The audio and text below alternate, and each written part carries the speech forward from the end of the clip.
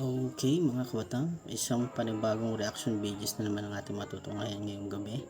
At ito yung kay Diwata Pares na binigyan siya ni Rosmar ng 1 million pesos, tapos 5 million worth of beauty products, tapos house and lot, tapos on time binigyan siya ng 1 million. Talagang isang bungkos na 100,000 ang binubunot ni Rosmar para sa kanya, at kitang kita ito ng mga kababayan nating Pilipino. Tara, ating panoodin. Ito yun guys, makikita nyo dito guys, sobra yung iyak ni Diwata sa bawat bunot ni Rosmar ng 100,000 bungkos-bungkos na pera.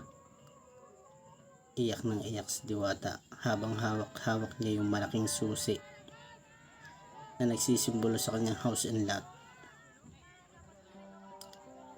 Napakalupit guys, Rosmar lang talaga malakas. Wala akong ibang masabi kundi God bless sa iyo, Ate Rosmar. At credits nga pala dito sa nag-video na dito, ilagay siya ng caption na gumawa ka ng masama, masama din ang balik. Gumawa ka ng mabuti, mabuti din ang balik. Tapos ito pa yung isa niya. Guys, dito kita mo naman si Diwata, talagang walang mapaglagyan yung kanyang saya. Sa saya na nararamdaman niya, talagang panay ang punas niya sa kanyang mata, tuloy ang pagluha. Talaga guys,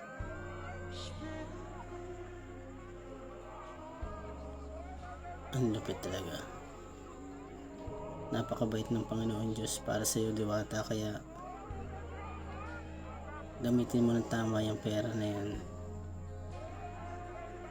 mas lalo mong pagyamanin.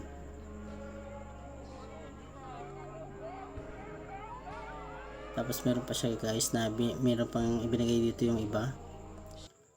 Ito ay brand new house, brand new e-bikes, and 1 million pesos. Ito rin po yun ang nagbigay sa kanila ay yung kumpanya ng e-bikes. Ang lupit guys. Guys, ang masasabi ko lang talaga, sa panahon ngayon talaga si Diwata ay viral na trending yung kanyang parisan. At bukod doon, talagang sikat na siya ngayon. Bukod doon, binigyan pa siya na Ma'am Rosmar ng 1 milyon, isa-isang kinuha sa kahon ang bungkos na pera. Kada bungkos 100,000 worth of 1 million yun guys, yung cash. Tapos 5 million worth of beauty products, yan, house and lot. Tapos may brand new e-bikes pa siya guys. Napaka-bless. Masasabi ko lang guys, doon sa mga nagbigay, lalo na kay Ate Rosmar, God bless po Ate Rosmar, at mas lalo ka pa sanang pagandahin ni God.